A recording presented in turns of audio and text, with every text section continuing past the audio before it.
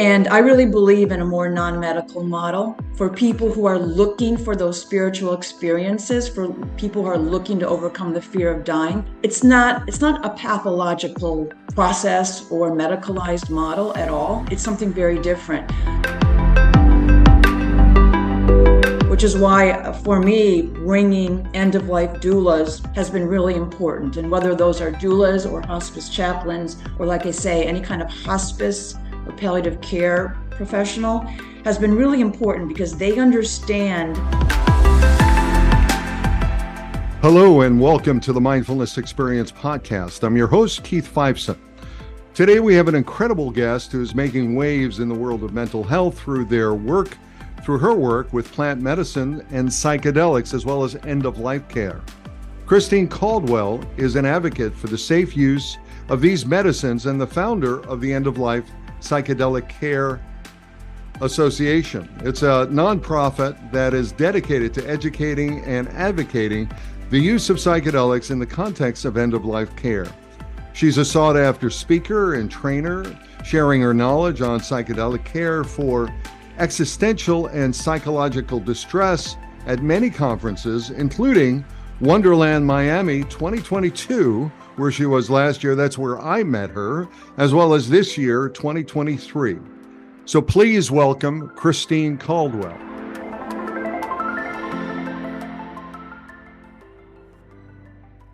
Christine, Hey, Keith. Keith, it's great to be here. Thank you so much for inviting me. You know, it's hard to believe that, it's been a year since we met.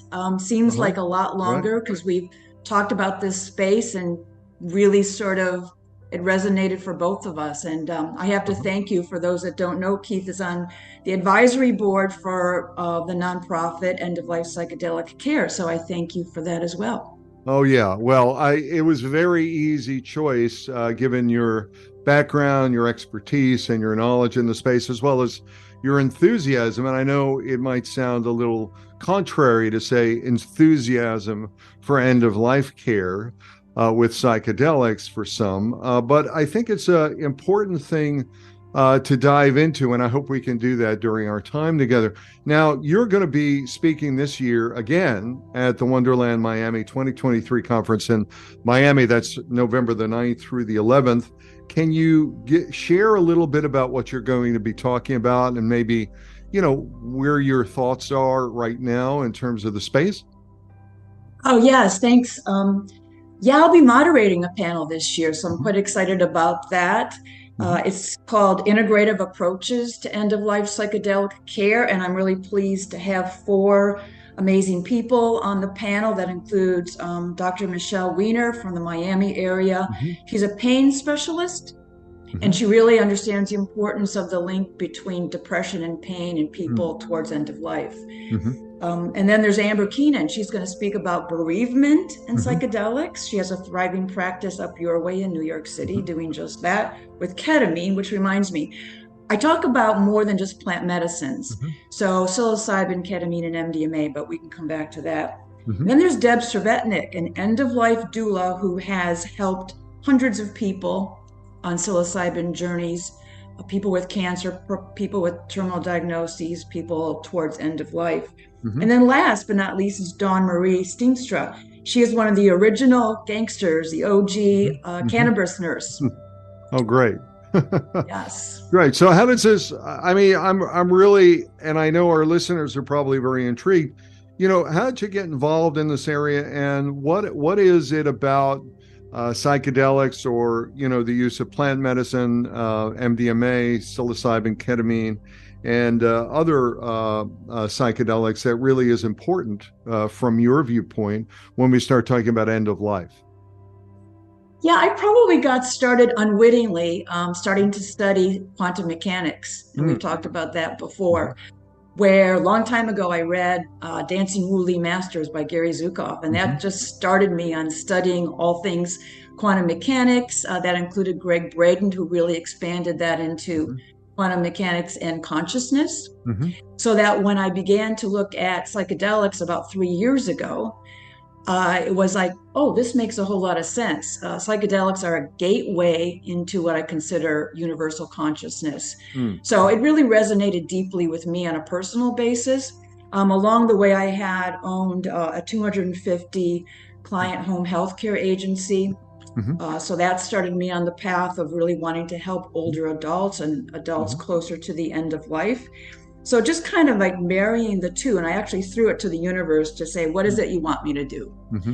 So I really gravitated towards the research. So I think that was my first step into understanding it and coming to really appreciate psychedelics for end of life care. As you might know, the research it's still in the nascent phase, but I will tell you it's exploding now. I mean, I looked at the granddaddies, the modern granddaddies, because Stan Grof looked at it back in the 50s and 60s in the form of LSD, but now you had UCLA, you Hmm. had Johns Hopkins and NYU all doing studies on cancer patients showing phenomenal results. And I'd Hmm. like to come back and talk about why I think that's true. For many of the psilocybin studies, really these studies showed the best, I think, outcomes. Hmm. And now, like I say, it's exploded. I mean, there's so many research organizations and even private companies looking at this field and studying psilocybin, ketamine, and MDMA. Hmm. For me, it became a sort of no-brainer. Hmm. Wow. So, you've got this great background working with individuals in the home healthcare environment area. And then we start to take a look at how does that expand itself, or how does that extend itself into the area of psychedelics as a new frontier to go ahead and help individuals towards their end of life. And then you do the research, you do that deep dive, and then you really start to see the need in terms of individuals who can go ahead and provide that kind of care now with plant medicine and psychedelics. But I'm still wondering, like, how does it work in the context of end of life? Why is it important for individuals to perhaps look at psychedelics as one of their treatment modalities as they start to take a look at the end of life care? Yeah, great question. I mean, you reminded me when you said that I formed the nonprofit to reduce Mhm. existential and psychological distress, Mm. basically around the fear of dying. And that is really where I started. Mhm. However, as I have talked to many, many, many end of life doulas, Mhm. social hospice workers, chaplains who literally have helped hundreds of people on mostly psilocybin journeys. Mhm. But then I learned one uses 5-MeO-DMT when a client is closer to death. Mm. But nonetheless, I really came to understand it's not just about reducing anxiety and depression. It's about helping people see the awe and wonder in what I'll call the next place, Mhm. which is really a book by Warren Hansen. And it's a beautiful little book that Mhm. says, what if we were to shift the narrative around where we transition to, not a place to be afraid of, but a place to really look forward to. And I came to realize that's the power of psychedelics. Now, some of the research has actually supported that. We know that those that experience mystical experiences, that's correlated with, I'll call it the Mhm. therapeutic outcomes. Mhm.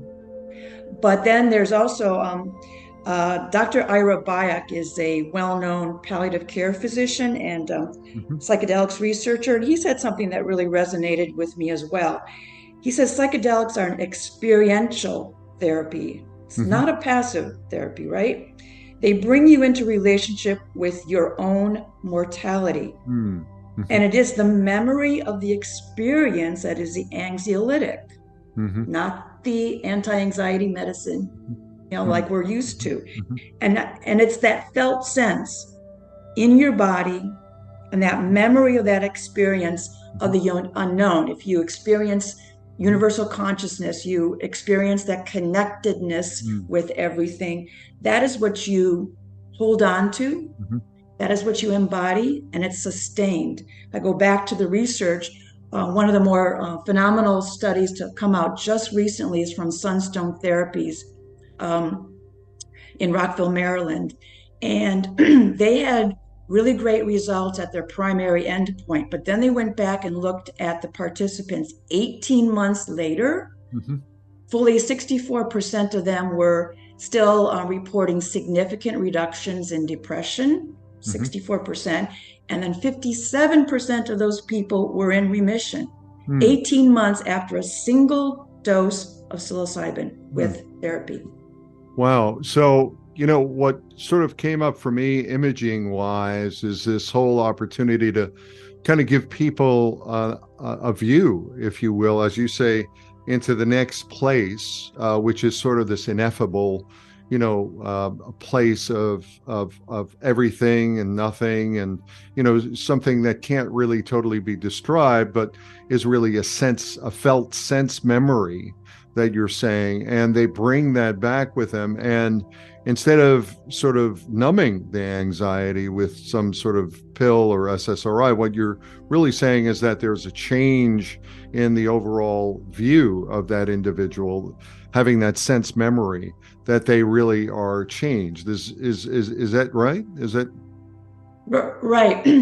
And it's not like you don't have to do work afterwards, right? We always talk about the need for integration, and you have to sit with it, come back and find ways to bring that felt sense back. But it's doable. I mean, I had a phenomenal experience with ketamine, actually, that speaks to that kind of an experience. And the felt sense of being one with the universe, of being complete, being loved, is something that I can, in fact, when I'm quiet, sit quietly, do some of those mindfulness practices that you would teach anybody to do. You can bring it back. So what I hear you saying is that once you have that sense, that felt sense, that it really is imbued, it really is, enlivened in the individual, if you will, that, they can go ahead and say, I feel, I see, I am not as afraid as I was before about dying, because I know that I'm going to this next place, and that's not a bad place. I don't have to worry. Is that? I don't have to work. Yeah. No, it's one filled with awe and wonder. But I also want you to remind me, I want to speak to the converse of that. Yeah. Please. Somatic processing is something that people really are beginning to understand, right? And so there's the converse of that, in the sense that people on their journeys, and this is mostly coming out of the psilocybin research, are also dealing with their cancer, for example, in ways to remove it from their body. And they do that, the stories come out in any number of ways. Some people confront their cancer in their body and help it to dissipate. Some people have a conversation with their cancer. Some people come to terms. I had an amazing conversation with the gentleman who was the first Canadian out from the Health Canada Exemption 56 program to be approved for psilocybin. He spoke about talking to his cancer and realizing the cancer has a consciousness. And the cancer, when he asked it, "Why are you here?" Cancer said to him, "Do you think I want to be here?" So it carried its own consciousness, and he came to realize that this was meant to happen for him, to teach him a lesson. I can't really recall what those lessons might have been, but the point is that people deal with their cancer in a somatic processing way. I totally agree with that. As you well know, I'm a 2-time cancer survivor.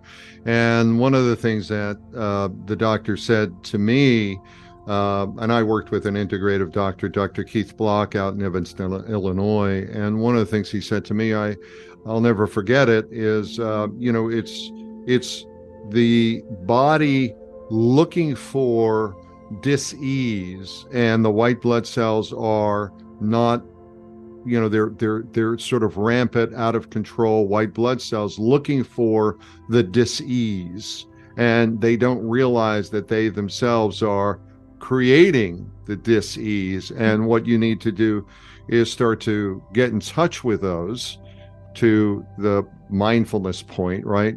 There are things that pay rent, things that don't pay rent, things that destroy the house. So he had me envision a Pac-Man, with the good Pac-Man eating the bad Pac-Man, so there was that whole thing that I thought was very, very poignant. And then of course, really trusting the process that this is there to go ahead and teach you something, I think is very important.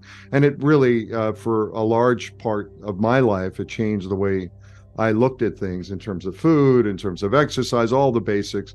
And that's, part of my self-prescription, if you will. But I'm wondering, as you start to take a look at psychedelics, you're kind of on the edge of things, right?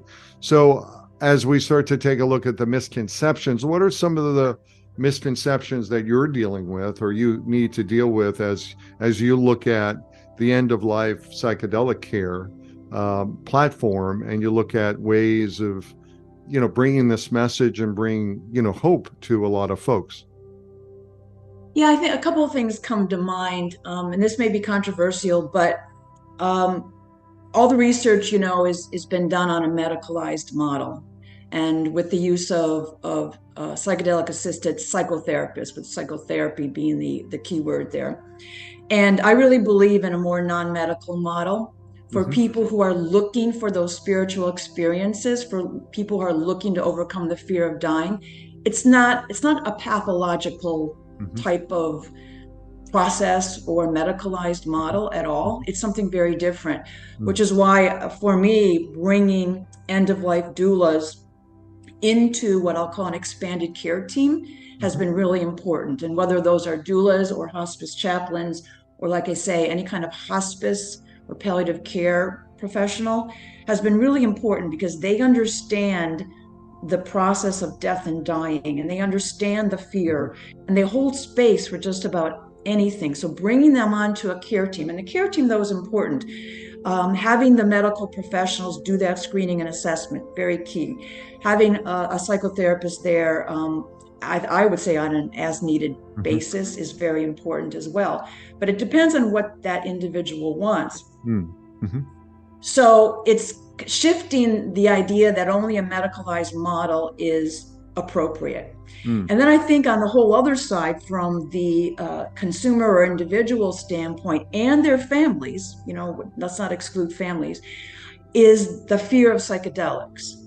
And I see that now that I've got my Facebook page, up and running, the comments that come through, and probably one of the biggest issues, right or wrong, are the people who quote religious texts and pretty much intimate that psychedelics are evil. So, it reminds me of the chaplains that I've spoken with who, at end of life, whether it's with psychedelics or not, are dealing with those narratives that, we've been taught since childhood. And so that's a big barrier for the individual, on the individual side, to overcome. And then I think also in terms of I'll call it the establishment, the medical establishment, it's really understanding that psychedelics are a novel treatment. Kind of alluded to that when you said it's active, it's not passive, it's not blunting, right? It's not treating a disease.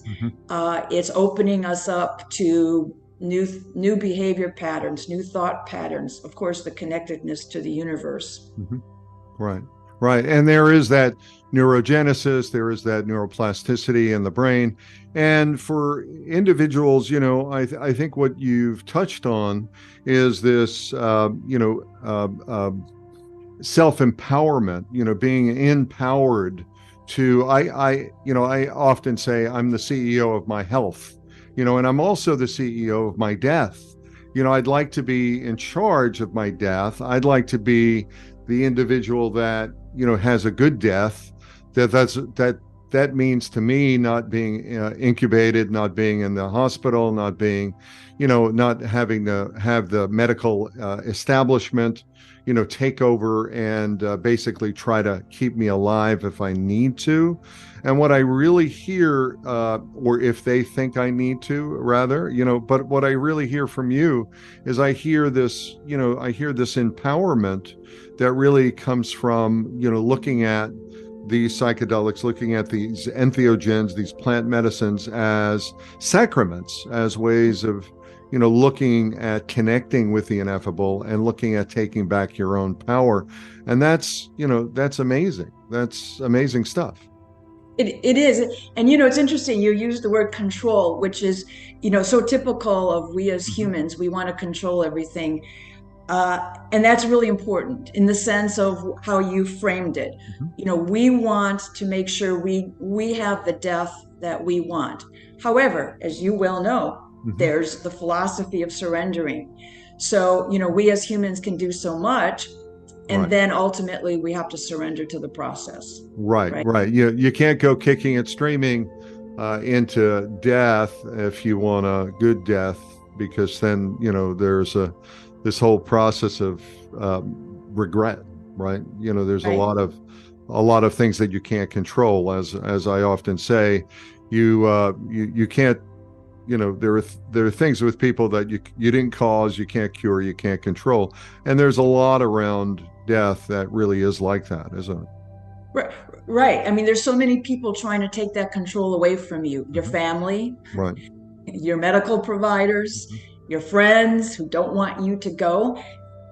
And so that's also why I think it's important in this process, in these journeys, that families are included. Now, they could be included just from an educational standpoint to know how to be your support network.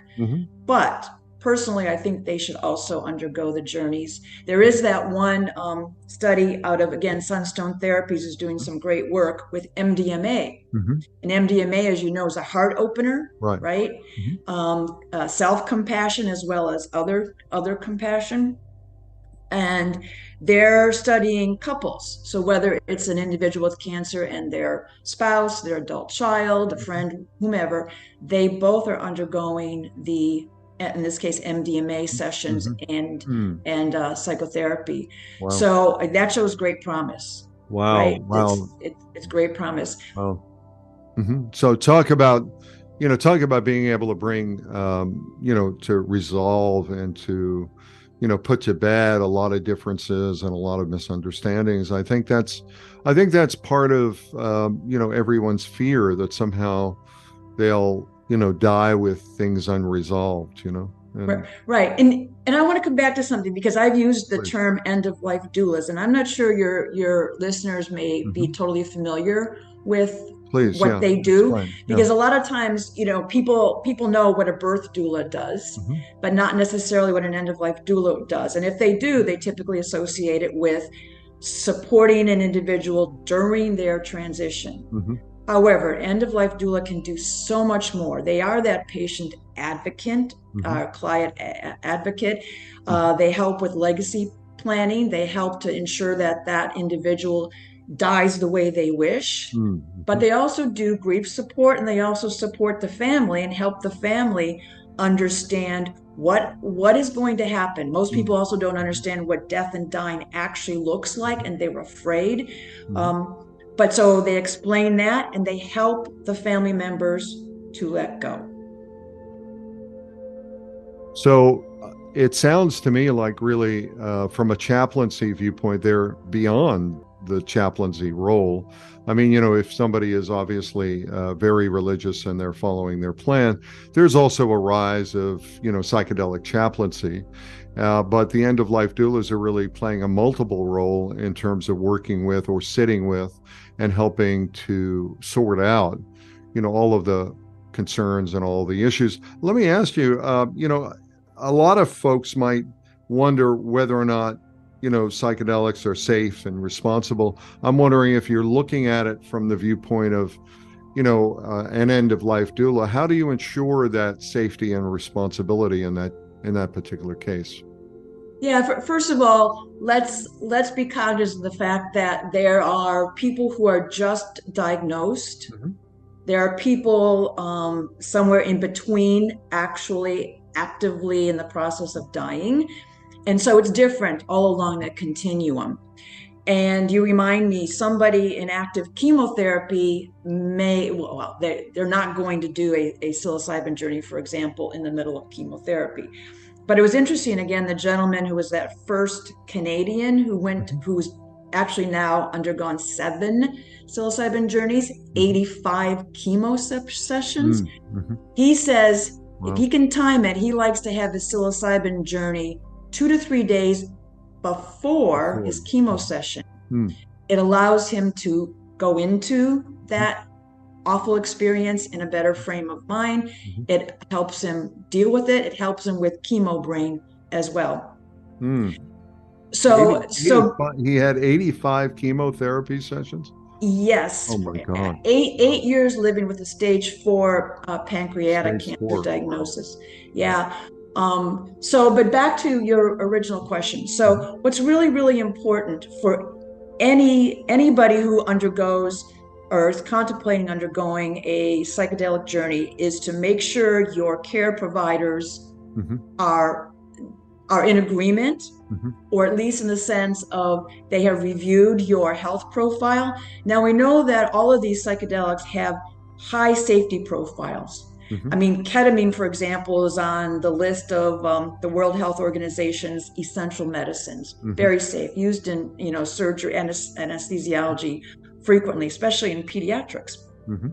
Um, Psilocybin too, through all the research that's been done, very high safety profile. So these medicines are safe Mhm. when used safely and in a supportive environment, but you need to have that screening and assessment up front to Mhm. decide the best course of action. And so the end of life doula that I referenced in the very beginning, because I never knew that, well, it's not that I didn't know, but I'd never heard anybody talk specifically about using 5-MeO DMT. Oh yeah. Mhm. So that individual, again, she's helped hundreds of people on Mhm. their psychedelic journeys, Mhm. all the way from initial diagnosis Mhm. to being quite close to end of life, like within 2 weeks. Mhm. So she always works with their medical providers and gets clearance. She works with, most of us know Ben Malcolm, the spirit pharmacist. Mhm. So works closely with him to do a consultation on drug interactions, very key. Mhm. So all of that So needs to look be at the done upfront. contraindications, right? Right. Okay. Yes, Good. not just Mhm. drugs, but also then Mhm. of health contraindications and taking that into account. Right. So the point being is that you put together the team, you put together a pre-assessment, you look at what some of the contraindications are based on the current medical profile, the biopsychosocial profile of the individual, and then you, from the team viewpoint, you go ahead and make a decision as to the safety and the efficacy, the opportunity for that individual to have that experience. And I will tell you, you had mentioned this gentleman with the 85, chemo sessions, and that's really unbelievable. I've undergone chemo, and it's not an easy process at all. So the fact that he has that kind of insight or that kind of hindsight, given the experiences that he's had, and he's still okay, he's still alive. He is definitely still alive. Wow. Yes. Uh-huh. He's offered to come on and speak to both the students who are in the core course program that I'm running right now, Mm-hmm. as well as let's say the consumer side, the individual side. Mm-hmm. So I'm really excited to have him speak in front of both those Mm-hmm. audiences. That's amazing. That's absolutely amazing. Given your research and your view into this particular field, I'm just wondering, what kind of research is being done on psychedelics, and what are some of the promising findings that you've seen in terms of? We talked about the mystical experience, questionnaire. We've talked about this individual being able to go through, 85 sessions. But are there others that come up to your, right now, or that you can maybe give us some insight on? Well, I look at both the research and I look at real world applications. And because it's not just the research, right? But I would say, I think I referenced this up front. The research is now exploding after the initial set of studies that came out around 2012, 2016.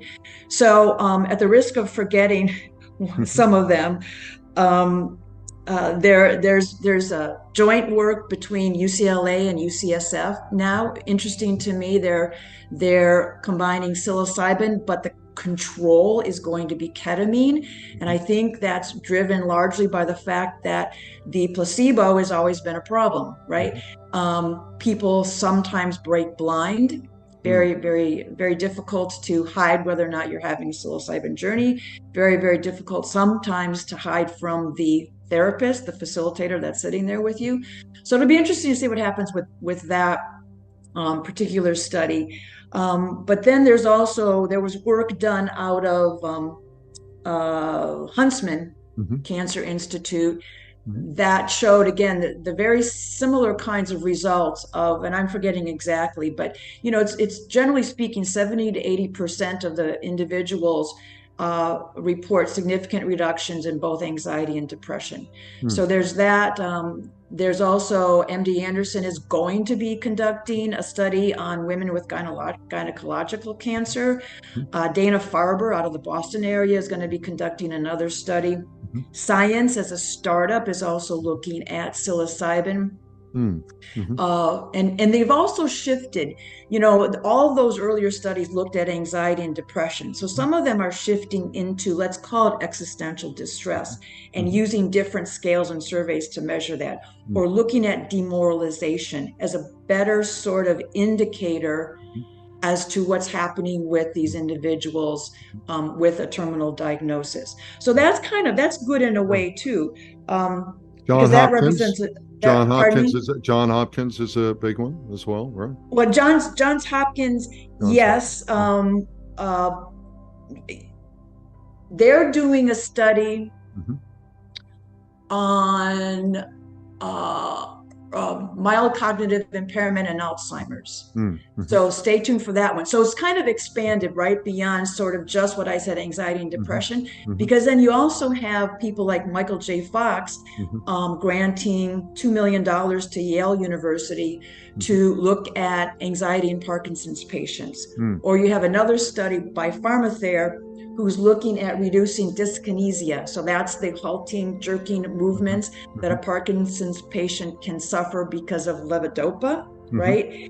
And then you got Cedars-Sinai out of LA also using ketamine, looking at anxiety in pancreatic cancer patients. So, and then like I said, Sunstone Therapies researching MDMA in couples. And yes, like I say, at the risk of forgetting somebody, I know University of Nebraska, I don't want to forget Dr. Lou Lucas. I mean, it really is phenomenal what's happening now. So that's on the research side. But if you look at real world applications and you look at, I mentioned Dr. Michelle Weiner up front as being on the panel at Wonderland, pain specialist who I said understands the linkage between depression and pain. Fully 60% of people with pain also suffer depression. She runs clinics with not just looking at ketamine to help with pain and then naturally depression, but bringing in psychotherapy and other holistic practices, to help with that as well. Phenomenal success there. You've got in Canada Roots to Thrive with Dr. Pam Crisco and the team there who do receive, if I could say it that way, the patients approved through Health Canada. Really great work in group therapy for people towards end of life. And then across the board, I don't want to diminish what's being done by the underground facilitators. To listen to those facilitators talk about the benefits to their clients is phenomenal and should not go unnoticed. And I think part of that reminds me too, like I say, it might be controversial, but we have to acknowledge it's happening. And this is why education is always also very important to me. educating on the client side and educating on the facilitator side. Right. Well, you've certainly mentioned and highlighted some of the research studies that you're familiar with, and I know there's like 500 research programs going on right now throughout the country, and you can go ahead and go on the research.gov website. There is a website for that. What is it? It's clinicaltrials.gov. Clinicaltrials.gov, right. Yes, and you put in the keywords. You can put in demoralization, you can put in cancer, you put in psilocybin, right, ketamine, whatever it is you want to search for. Right. Yes. And then we've got over 85,000 research papers, that are peer-reviewed research papers. So it's really quite amazing what's happening, and certainly that's our that's our mission, to go ahead and help educate people. But I'm still aware of, you mentioned the underground and, some of the things that are happening there. I'm wondering, as we start to try to bring this above ground in a number of areas, certainly as a vet, I'm looking at the VHA, I'm looking at ways of, bringing it to more vets here in the USA. What role can healthcare providers play in advocating for psychedelics and mental health treatment? I'm just wondering if there's an opportunity here to, where do you see the pathway to kind of bring this above ground and to go ahead and get more acceptance, so, you don't get those kind of posts on your Facebook page? Well, from an establishment perspective, education is key, and educating themselves now is important. For example, I had the great opportunity to speak to the psychiatry department out of the MD Anderson Cancer Institute. So it was very interesting. I would say to a person, what they knew about psychedelics could fit in a thimble. No, I don't. Nobody's listening, but pretty much. And they really, really enjoyed learning about it, right? So that's the first step, to learn about it. I know, just for example, it's not just Tony Bossis, but Tony Bossis out of NYU, one of the preeminent psychedelic researchers, does a lot of collaboration and education with hospice, palliative care and hospice care associations and institutions. So that's key. So, that's happening. And then I guess the other aspect of that is, looking at Oregon. Unfortunately, not looking at California, but, looking at Oregon and what they're doing. And I've started to make some inroads there about talking to individuals about psilocybin sessions for people towards end of life. And my goal, like bringing people there for that kind of a session. Yeah. One of my goals for 2024 is to host a retreat. Now we have to conform to Oregon's regulatory system, but nonetheless, it's eminently doable. And that's for the individuals and their families.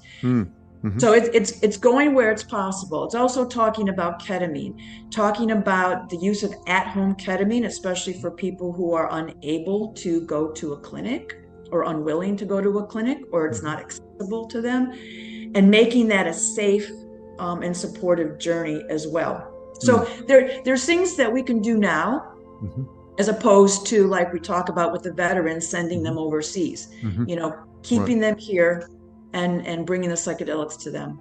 That would be wonderful. And it sounds like the work you're doing is very exciting and holds a lot of promise and opportunity for people that might be looking at end of life options. You're really providing that. I would imagine that, you're just starting up and you're dealing with challenges. What kind of challenges do you face? Whether or not it's in, bringing people together, bringing the word out, educating people, getting and how do you deal with those? And, what does that look like? It's been easier for me to reach what I'll call professionals. So whether that is already trained psychedelic facilitators who want to learn about end-of-life issues, or it's an end-of-life doula who wants to learn about psychedelic care, and then some physicians, for example, similarly wanting to learn about psychedelics. So that's been fairly straightforward. It's reaching the consumer and the individual where I could really use some help, because for the most part, I can't go through the medical establishments. Mm-hmm. I ask all the time, can I speak with a client group or a patient group? Mm-hmm. And I don't really get good feedback. So it's reaching the consumer where I could use the most help. Mm-hmm. Social media has provided Mm-hmm. some inroads there, but it's not sufficient. Mm-hmm. Right. I would imagine, and we're still, very much at the nascent point, at the beginning point. MDMA is not legal yet. We hope that it will be next year. And, we're starting to see some states that are legalizing, plant medicine as a, in a somewhat controlled area, but it's still unsure as to how that's going to roll out, throughout the United States. We still don't know. And, yet there are a lot of people that are really concerned. Now, the panel that you're doing, what day is that at the Wonderland Miami conference? You know what? They haven't told me yet. Ah, okay. All right. But you'll be there, and it sounds like a very exciting panel. And do you have a name for the panel yet? Yes, it is integrative approaches to psychedelic care for end of life, or maybe it's integrative approaches for end of life psychedelic care. Mm-hmm. Mm. And the exciting thing is, I mean, you've just started this nonprofit, this organization, and you're expanding. I'm very excited to be on the board of advisors, and I know you're having a meeting coming up later today. I'm just wondering, for people who might want to get involved in your work, get involved in advocating for the safe use of psychedelics and end-of-life care, how would they find out more about you, and how would they find out more about the organization? Well, they're definitely welcome to email me at Christine, and that's with a CH, at eolpc.org. They're welcome to come visit the website at eolpc.org. Obviously, they're more than welcome to donate, because I'm right now at the stage where the response has been overwhelming for the educational programs, and my next step is to build what I'm calling a connector directory. And what that is going to do is on a proactive basis, so it won't be a passive directory, to match clients with professionals that I know are trained in both psychedelic care and end-of-life care. Wonderful, wonderful. So that's the End of Life Psychedelic Care Association, eolpc.org, and obviously get a hold of you directly, Christine Caldwell at EOE. What was the email again? No, not my last name, just Christine. Just Christine. At eolpc.org. Okay, I got to get that straight, Christine. Thank you. So, it's always so nice to talk to you, and really such a pleasure to have you here to share your wisdom and to share your enthusiasm. Thank you very much for being a part of the Mindfulness Experience podcast, and for, being a speaker and running this panel down at the Miami conference for Wonderland. It's a real pleasure. Yeah, you're welcome. It was a pleasure to be here as well.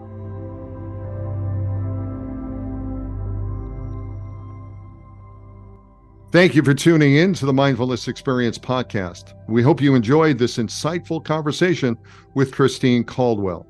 Remember that as an official partner for the Wonderland 2023 conference, we can offer you a 20% discount on the registration with the code Mindfulness20. Learn more about the conference at wonderlandconference.com. And as always, stay curious and keep practicing mindfulness.